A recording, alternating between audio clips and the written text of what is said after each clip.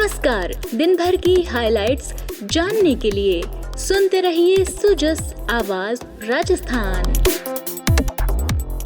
Sujas podcast के साथ मैं हूं शेखर और मेरे साथ है मेधा। प्रस्तुत है आज के मुख्य समाचार। मुख्यमंत्री भजनलाल शर्मा ने किया ज्वेलर्स एसोसिएशन के प्रीमियम B2B शो का उद्घाटन। 7 जुलाई तक चलेगा आयोजन। राज्यपाल कलराज मिश्र ने मोहनलाल लाठर को प्रदेश के नए मुख्य सूचना आयुक्त के रूप में दी नियुक्ति। और राज्य में भारी बारिश के बाद मुख्य सचिव सुधांश पंत ने ली समीक्षा बैठक। आला अधिकारियों और विभागों को अलर्ट रहने के निर्देश।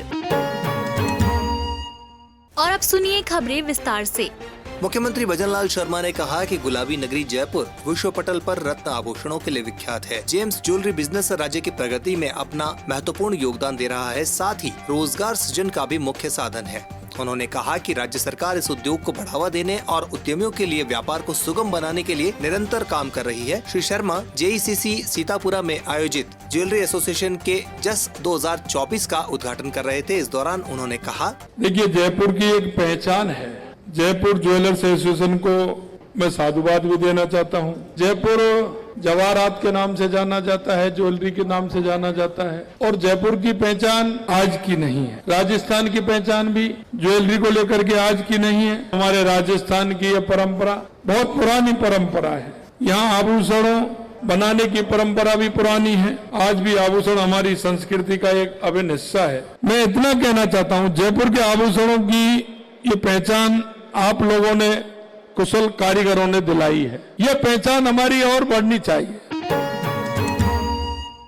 मुख्यमंत्री ने कहा कि राज्य सरकार द्वारा एक जिला एक उत्पाद योजना के तहत जयपुर में रत्न और आभूषणों को चिन्हित किया गया है, जिसके तहत राज्य सरकार इस क्षेत्र को और अधिक विकसित बनाने के लिए कार्य करेगी। एक जिला एक उत्पादन योजना के तहत जयपुर में रत्न आभूषणों को चिन्हित किया गया है। हमने जहाँ सभी जिलों में हम अभी देख रहे हैं कि कौन से जिले में क्या उत्पादन होता है, उसको अलग उस जिले में बढ़ाते हुए उसको किस तरह से ट्रेनिंग दी जाए। मैं आपके माध्यम से भी मैं कहना चाहता हूं कि ये उद्योग बहुत बड़ा है और उद्योग बड़ा है, ये उद्योग दुनिया में भी जाने वाला है। ये राजस्थान की और जयपुर की पहचान भी बनाने वाला है। हम आपको जो आप चाहेंगे वो हम करेंगे। हमारी सरकार पूर्ण रूप से आपके साथ है, आपके उद्योग के साथ है। राजस्थान के अंदर आने वाला पर्यटन, जब हमारे ये उद्योग विकसित होगा तो वो निश्चित रूप से आएगा। इस उद्योग से लाखों की तादाद में लोगों को रोजगार मिल रहा है।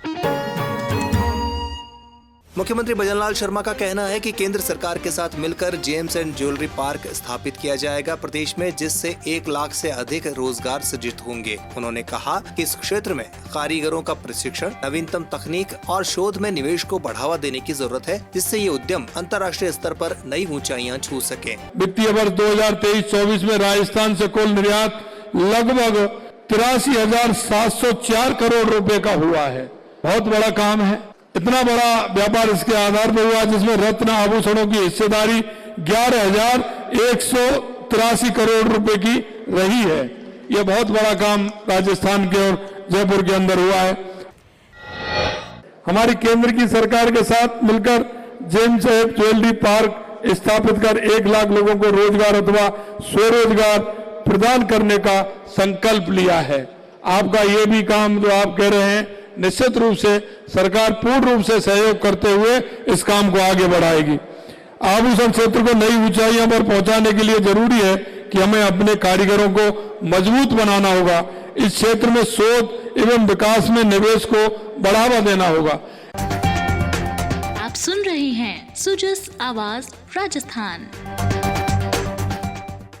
राज्यपाल कलराज मिश्र ने प्रदेश के मुख्य सूचना आयुक्त के रूप में मोहनलाल लाठर को नियुक्ति दी है। राज्यपाल ने इसके साथ ही सुरेश चंद्र गुप्ता, महेंद्र कुमार पारख और टीकाराम शर्मा को सूचना आयुक्त के रूप में नियुक्ति के आदेश जारी किए हैं। राज्यपाल श्री मिश्र ने राज्य के मुख्य सूचना आयुक्त और आयुक्त पदों के अंतर्गत इनकी नियुक्ति पदभार ग्रहण करने से 3 वर्ष की अवधि और 65 वर्ष की आयु जो भी पहले हो के लिए की है।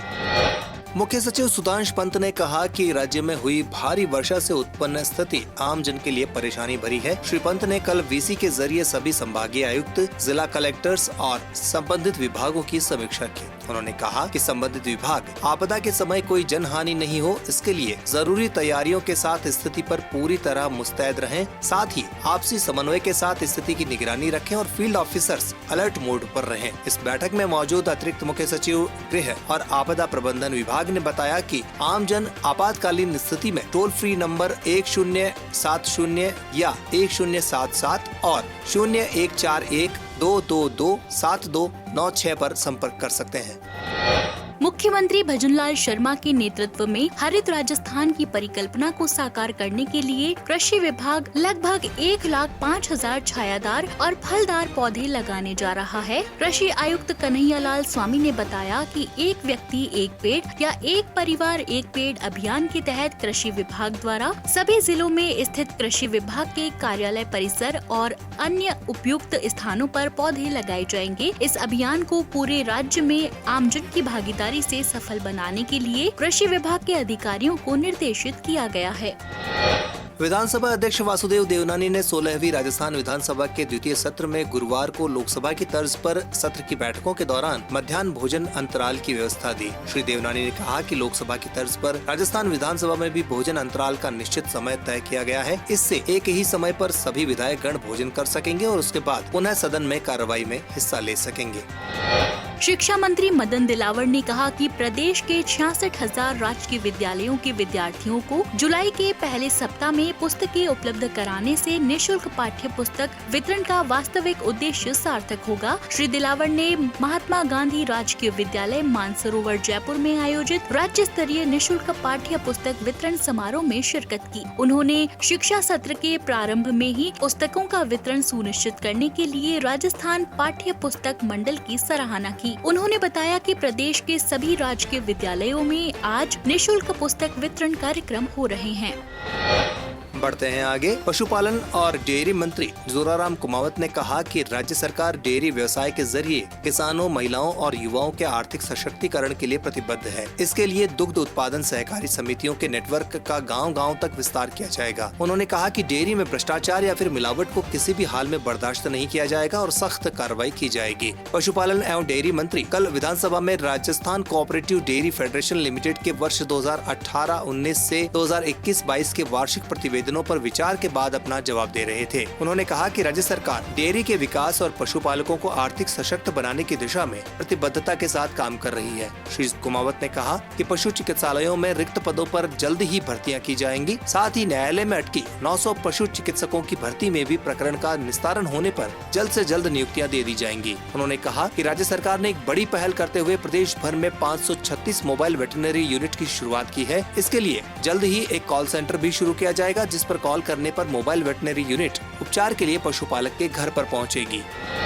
वहीं उद्योग एवं वाणिज्य मंत्री कर्नल राज्यवर्धन राठौड़ ने कहा कि राज्य सरकार राजस्थान को औद्योगिक राज्य बनाने के लक्ष्य के साथ कार्य कर रही है। इसके लिए सरकार का संकल्प भी है और स्पष्ट नीति और नियत भी है। उन्होंने कहा कि किसी भी अर्थव्यवस्था के लिए उद्योग बहुत जरूरी होते हैं। जिस देश या राज्य में उद्योग और निवेश आते हैं, वहाँ अर्थव्यवस्था सुधरती है और रोजगार के अवसर पैदा होते हैं। उद्योग एवं वाणिज्य मंत्री कल विधानसभा में राजस्थान राज्य औद्योगिक विकास और निवेश निगम लिमिटेड रीको के वार्षिक प्रतिवेदन वर्ष 2021-22 पर विचार के दौरान अपना जवाब दे रहे थे। उन्होंने कहा कि प्रधानमंत्री नरेंद्र मोदी के नेतृत्व में केंद्र सरकार ने विगत 10 वर्षों में देश में उद्योग और निवेश के रास्ते खोले हैं। उसी का परिणाम है कि आज दुनिया भर में उद्यमी भारत में निवेश करना चाहते हैं। देश को दुनिया की 5वीं बड़ी अर्थव्यवस्था बनाने में प्रदेश के उद्यमियों का महत्वपूर्ण योगदान है। कर्नल राठौड़ ने कहा कि हम राजस्थान को औद्योगिक रूप में बदलेंगे।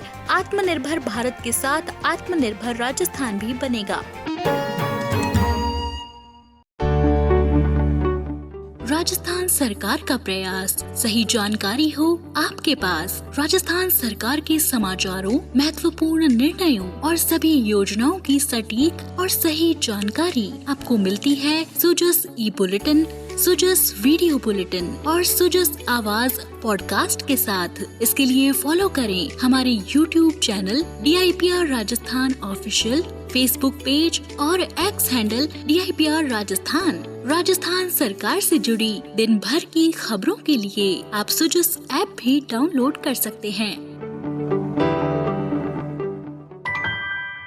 तो आज के पॉडकास्ट में इतना ही। कल फिर होगी आपसे मुलाकात, तब तक के लिए नमस्कार।